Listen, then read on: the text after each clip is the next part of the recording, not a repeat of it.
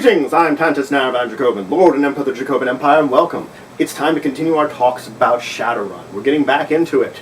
Now, I do want to go over a few things today. I want to go over choosing magical resources. This includes also Technomancer resources, which I'll tell you a little bit about Technomancers, finishing contacts, and finishing touches. Now, there's a part of magical resources that I want to go over again. It's actually something dealing with it directly in a way, but it's something I didn't properly describe to you folks, and I did want to apologize for that. So, I didn't explain adepts very well in my previous time of mentioning them.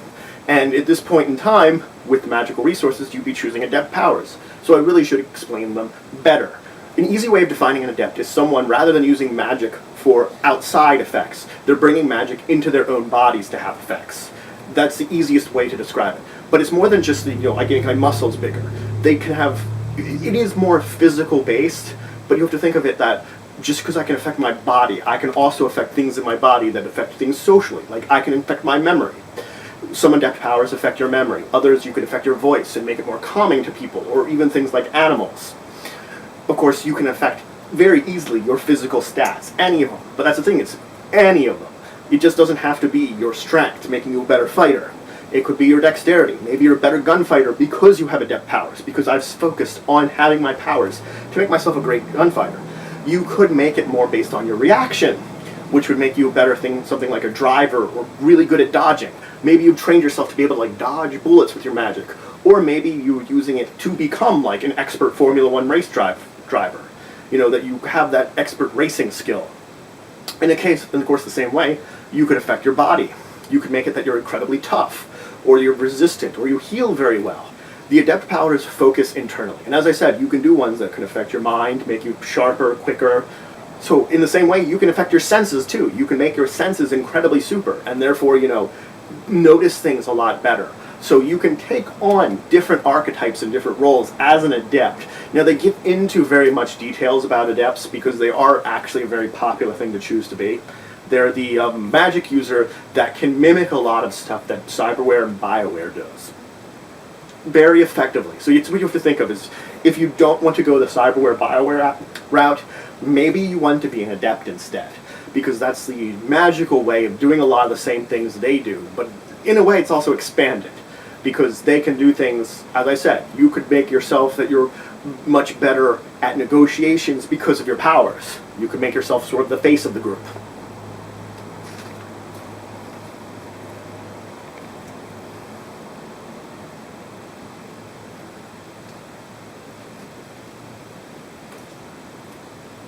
So, as the adept, you get a wide choice of adept powers, similar to the magician gets a wide variety of spells. So let's talk about the magical resources now that I've talked about it. When you have your character, you're going to choose spells, maybe to start with spirits, adept powers, and foci. Now let's talk about each of them. For spells, it's 3 build points to know a spell.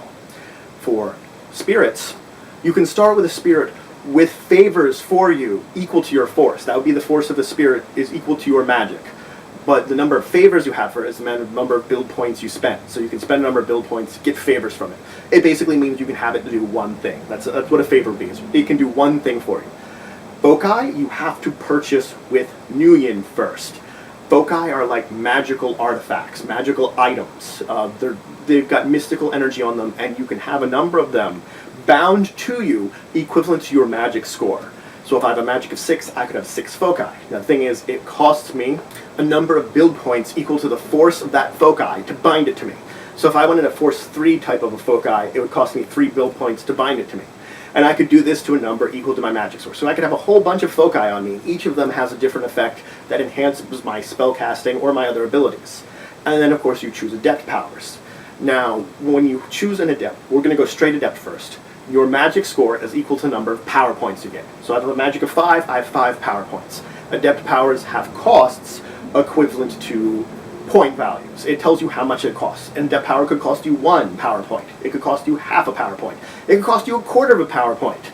You'd have to see how much you have, and then you'd spend your power points based on your magic to buy these powers. Now, when I'm talking about a mystic adept who's both a magician and adept at the same time, I split my magic score in a way that I want to.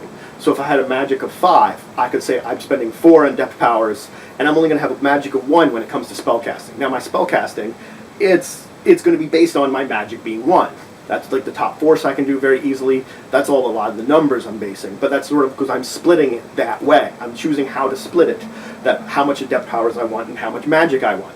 So now I'm going to bring in Technomancers. I actually haven't mentioned them before, but this is the point in time where you're choosing stuff for them, so I really should. Technomancers are in a way similar to magicians, but in a way they're also similar to hackers. They are organic hackers. They don't need a machine to enter the matrix. They basically can enter the computer system, the internet, which is now the matrix in this system. They can enter it with their minds. They can manipulate it without having to have a physical system there. Their entire body is wired to be connected to it. It's a little more complex than that, but it's a very interesting thing because you are the computer yourself. It's what you have to think about. So your body is your computer, and your stats depend on how you are manifesting within the matrix world. That your body will manifest, well, your mind will manifest there, and you can manipulate it like a hacker would, but without the program. What you would have is complex forms first. Complex forms mimic, a lot of times, programs that a hacker would have. You can get a rating similar to what a hacker would have. Your rating that you purchase it at is equal to the number of build points you spend. So if I buy a rating 5, it costs me 5 build points. Now, I can also summon sprites if I'm a Technomancer. Sprites act as, like, in between, it's almost like a spirit like the Matrix, that you get it at a rate, it has a rating equal to your Renaissance. Everything is rating instead of force, like in Magic, so it's like replacing force with rating.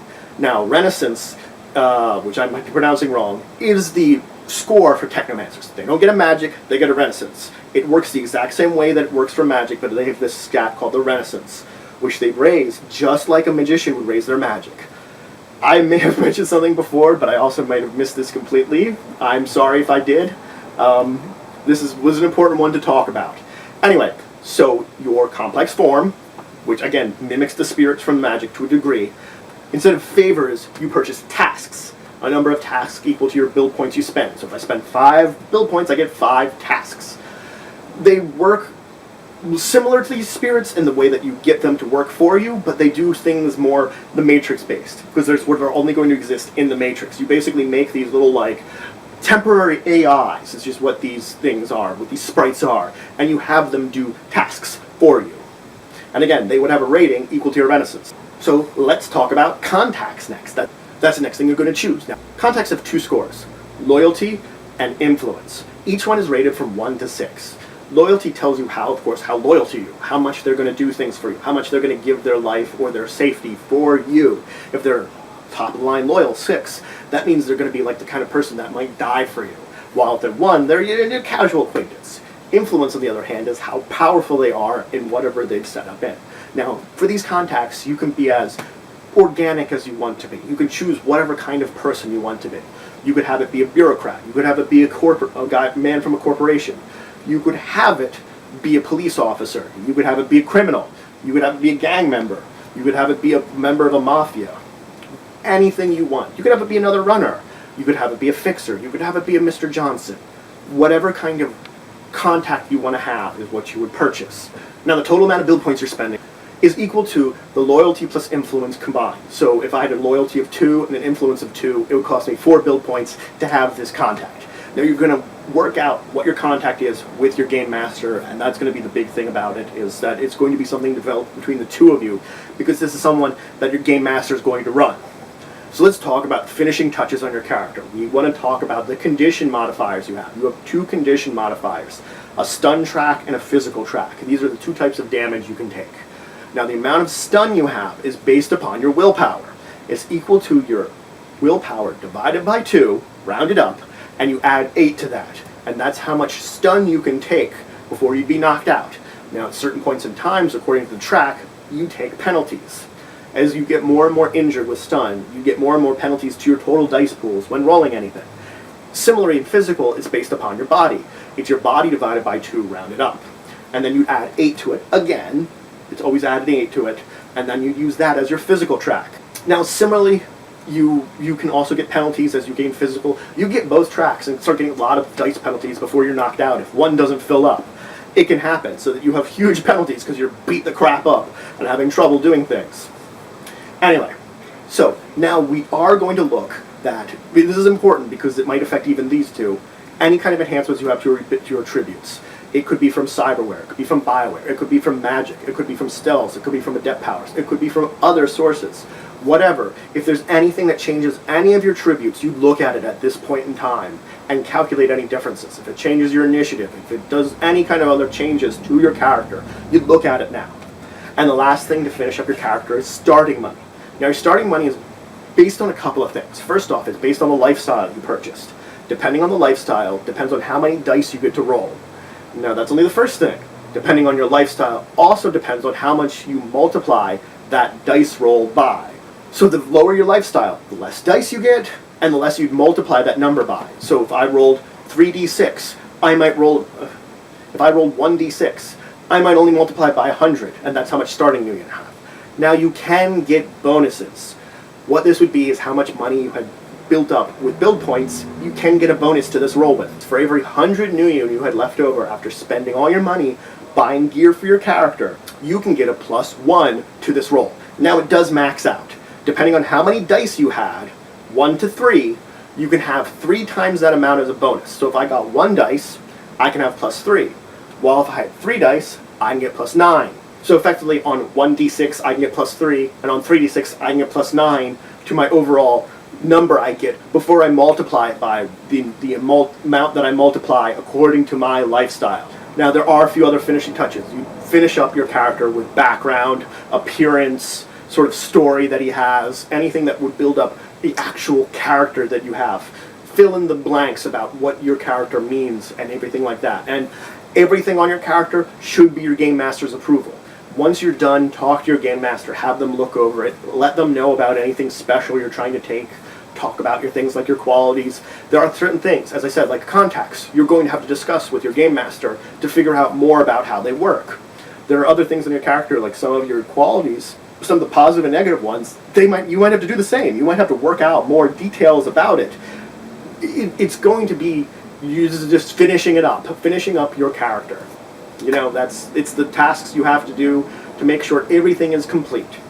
Anyway, that's it for today. I finished talking about getting back into Adepts a little bit and getting into choosing your magical resources. I also talked about getting contacts and finishing up your character. If you have any questions and comments or think I missed anything or left anything out that I should add into a video, just leave it in the comments below. If you enjoyed this video, please do leave a like. If you already haven't, please subscribe to the Empire, become a member, become a citizen. It always shows that you're supporting us. And please share this video if you know anybody that could learn anything from it or would enjoy it. And until the next time, I bid you farewell.